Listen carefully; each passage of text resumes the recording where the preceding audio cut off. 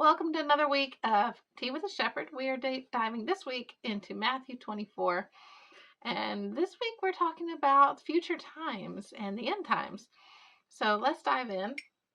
And I'm excited because this week I'm actually also going to be working on the batches of teas to send out. So if you are wanting to get a sample, if you'll go to the Shavamade website and subscribe to the emails, or sorry, do the VIP registration, it's only $1, then you'll be able to also get a sample of some of these teas I'll be sending out.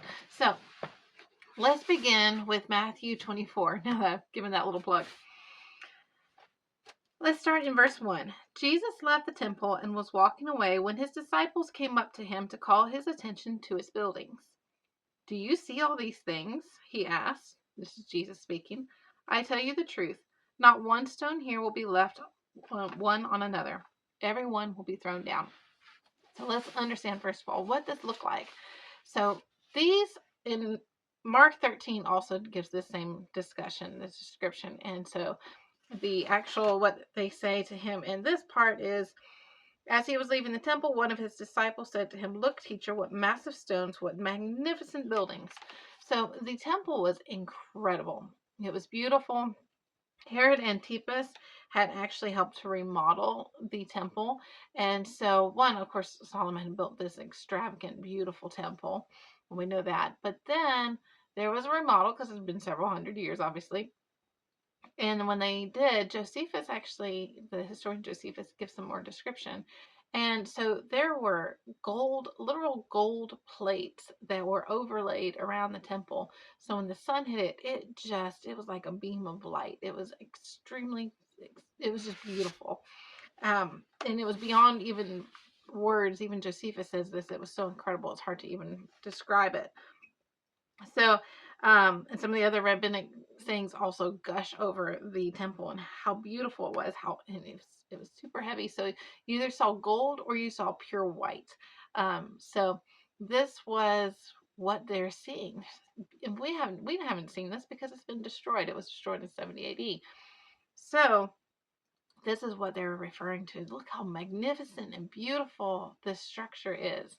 And Jesus saying, as incredible as it is still going to be destroyed. In fact, one of the things during one of the descriptions of a siege of a Jewish war that Josephus describes is that 6 days of a battering ram against the temple barely put any dent into the temple. That's how incredible they built this temple. So even in all of that, Jesus is saying to them, do you see all these things? Everything that you know about the temple? I tell you the truth, not one stone here will be left on another. Everyone will be thrown down. And of course, we know the history. So Jesus was born around 3 BC. He died around around when he was 30. So we know this is about 33 BC. And in 70 AD, about 40 years later, is when the temple was actually destroyed.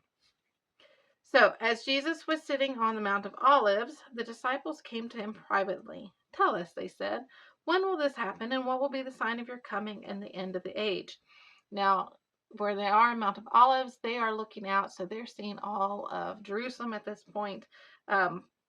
We also see in Mark 13, going back to that it was 4 of the disciples that asked, not all the disciples, but it says in verse 3 of Mark 13, as Jesus was sitting on the Mount of Olives opposite the temple, okay, like I said, they're actually looking at the temple here. Peter, James, John, and Andrew asked him privately, "Tell us when these things will happen and what will be the sign that they are about to be fulfilled." So we know that this is a conversation between these 4. And Jesus answers them in verse 4 of Matthew 24. "Watch out that no one deceives you, for many will come in my name claiming I am the Christ and will deceive many. You will hear of wars and rumors of wars, but see to it that you are not alarmed. Such things must happen, but the end is still to come. Nation will rise against nation and kingdom against kingdom. There will be famines and earthquakes in various places. All these are the beginning of birth pains. Then you will be handed over to be persecuted and put to death, and you will be hated by all nations because of me. At that time, many will turn away from the faith and will betray and hate each other. And many false prophets will appear and deceive many people. Because of the increase of wickedness, the love of most will grow cold, but he who stands firm to the end will be saved. And this gospel of the kingdom will be preached in the whole world as a testimony to all nations, and then the end will come. Okay, we're going to pause here for just a moment because there is all of this description. There's a lot of that's here that we've actually experienced in our own lifetimes or in the past, and we've seen things happen. And during the Holocaust, awful things took place. In fact, we're going to continue reading in this chapter that a lot of it does describe what it sounds like in the Holocaust, but that wasn't the end. And so there are always birth pains and hints of the end because of the wars and rumors of war. We've been through world wars. We've seen awful things. We've seen the Civil War where people hate each other. All of these are birth pains, but it still is not time. There's things that have to take place. Now we are super close, and there is so many signs that are being fulfilled almost day to day at this point now. So we know the time is coming, that Christ is about to appear. And I know I remember growing up, and if you remember this, but when we were changing millennial into 2000, I remember there was that whole scare of Y2K and everything was going to shut down and all these things.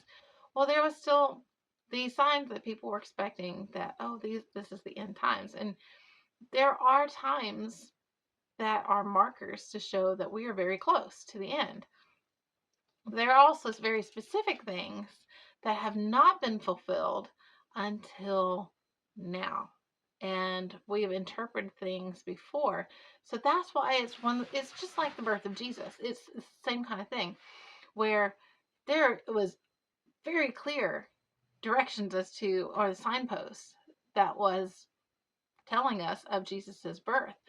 Yet these religious leaders still did not see it. They still didn't see that Jesus was their Messiah. So we're given signposts again for the second coming of Jesus. And it's one of those things, it's a mystery. And so we interpret it. Now the three wise men, we say three, it's not three. We talked about this back in Matthew 2, I think, that it was a group of wise men. They knew the times. And even when we were saying that the sons of Issachar knew the times, they studied the times. So when you study and you know the times, there are signs that you recognize and then you go, this is it. But there's also ones that are going to deceive, just as Jesus talks about. There's going to be ones that will deceive and cause you to think that this is the Messiah, or this is what you should be doing. All these the deception will grow to an incredible amount. And now we're in a culture where AI is involved. We have so many preachers and teachers on YouTube. Honestly, it's why I didn't want to put anything on YouTube. It's because there are so many voices out there already.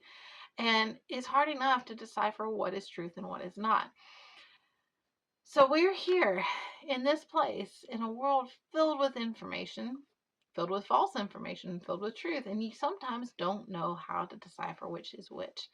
And that's where we're at. But we're also in a time where it says that all the nations will know and this gospel of the kingdom will be preached in the whole world as a testimony to all nations, and then the end will come. Well, we're in a time where all nations can have access to the gospel because of the internet. Now, there are some remote areas that have not received it. And so there are two things that we know has to take place in order for the end to come.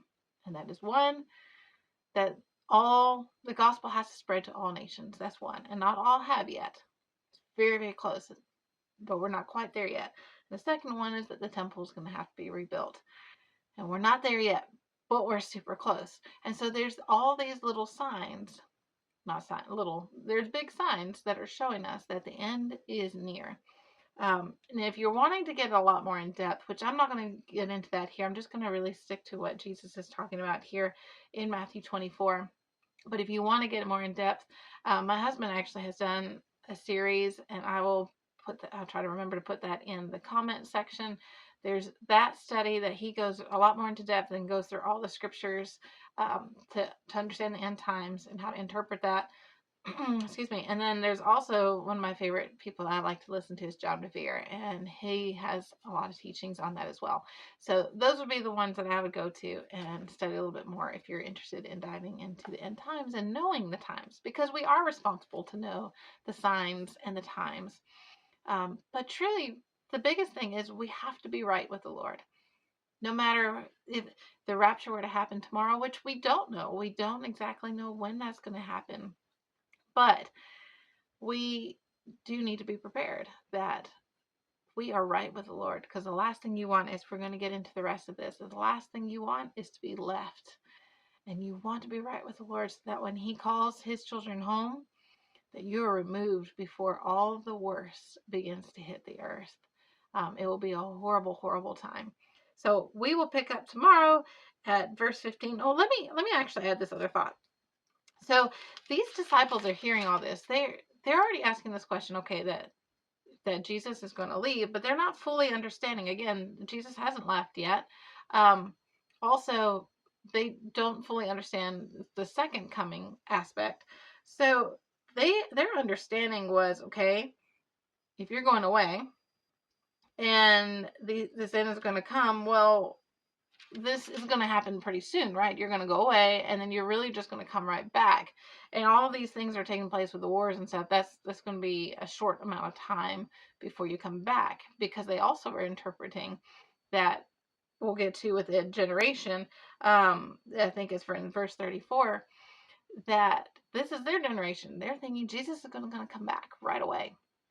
So their understanding of time and how God works was still through their own lens. So sometimes we interpret things based on our understanding, based on our timetables and what we think needs to happen.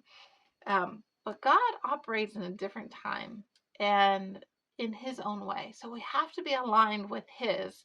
Thy kingdom come, thy will be done on earth as it is in heaven. So we have to be aligned with his timing, in his ways, and to understand that, not to try to figure it out based on our understanding, but to understand and ask for God's revelation. So that way we are persuaded to do God's will. So we'll dive in. Sorry, I went on that little tangent, but we'll dive in tomorrow in verse 15.